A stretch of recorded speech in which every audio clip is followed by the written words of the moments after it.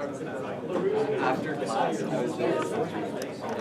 Okay, so welcome everyone.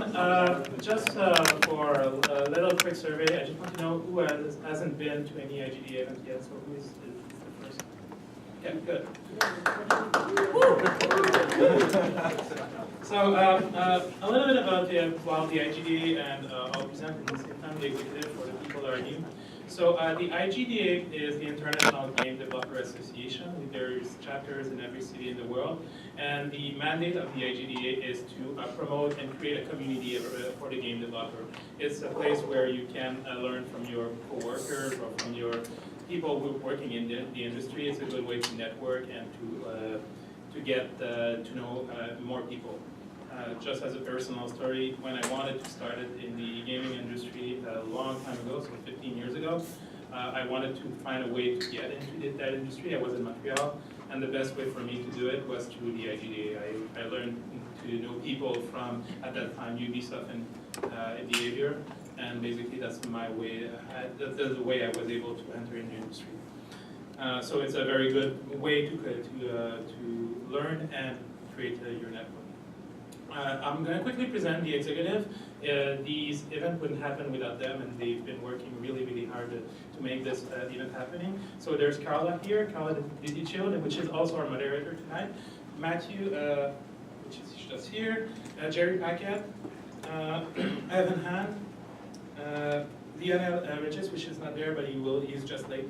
Adam Brand, Jamal, which is with the guy that was at the door, Walter, here in the back, and of course myself. I'd like also to do a special thanks to our participant tonight, Carla, which is our moderator from Black Sumac, Danielle Creenan from Creative, Kelly Liu from Urban Quest, Sylvain Rochon here from Cillian Games, and Nicolas Najem from Snowden Studios. A little bit about of course, also a special thanks for Adobe that is letting us use this room, and Invest Ottawa is always very helpful for us.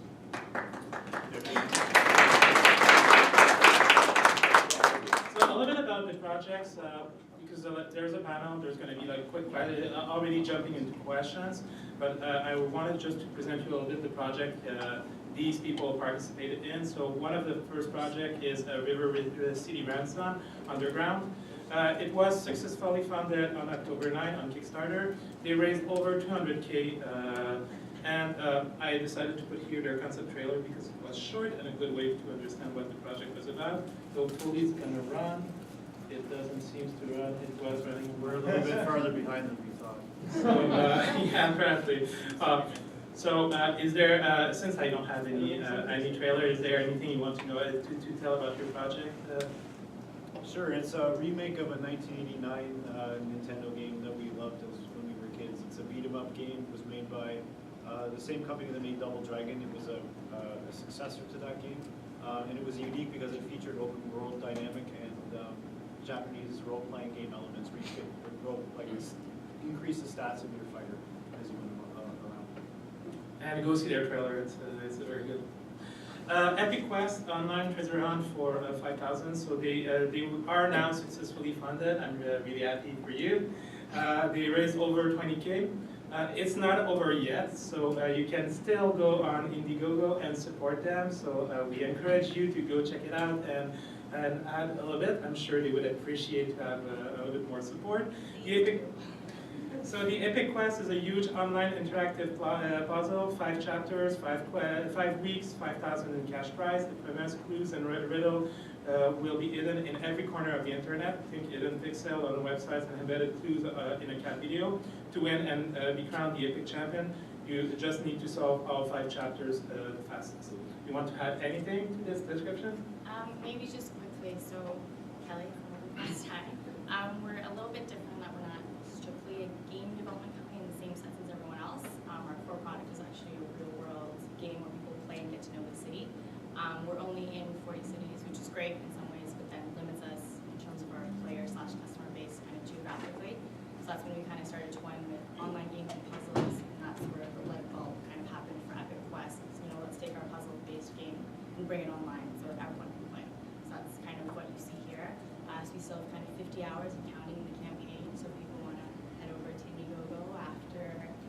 after this session and check it out, then that would be much appreciated.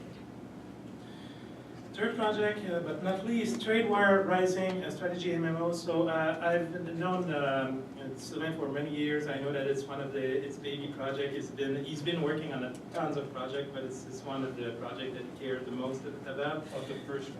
It was the first one, but he's Yeah. been always involved. Yeah, it's his baby. So sadly, they had an unsuccessful funding, but they still were able to raise over 34K during their campaign.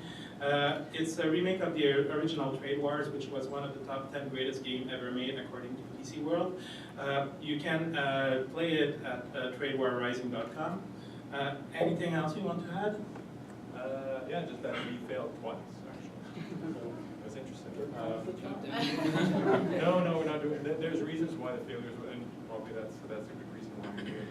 There's ways to do a Kickstarter, and reasons why you shouldn't on certain projects.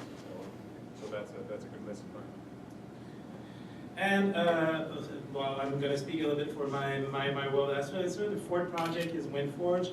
So WindForge was launched actually today. So we're inviting everyone to support that project. It is a project from well, Nicolas' company, but also my company. The project goal is 50K. It's a building block RPG featuring side-scroller action in an open-ended world. You think about Contra meets Minecraft, airships, skywells, and mining. Anything you'd like to add, Nick? It's a really exciting project, and we just, as he said, we just went live. So the page is well done, thanks to the effort of a lot of people, and we're really excited to have it out. Please go pledge. It's on Kickstarter. I'm not ignoring you, I'm backing it. It's on green light as well.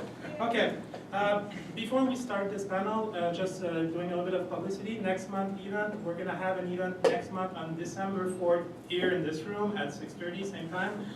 It's gonna be around mobile game development. So there is already 2 confirmed and a possibly third guest. It's Small Labs, which is an indie studio that is associated to Magnic that just released Sudoku, a very casual games, but they had an incredible success with that game. There's Arctic Empire that worked for I would say almost a year and a half on their title Office Attacks, and they finally released it last month. And possibly Rat Rat Studio and Driftmania Street Outlaw, which is a great success. If you look at the rating of that, it's always the top 10 games in the racing games, and they've managed to go top the charts.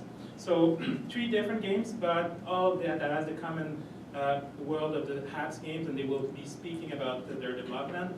I'm not sure yet if it will be some sort of panel and asking them the challenge of building on mobile or 3-minute postmortem, but we'll send you the details as soon as we have them. We already have the speakers confirmed, so put the date in your calendar, December 4th, here, same place.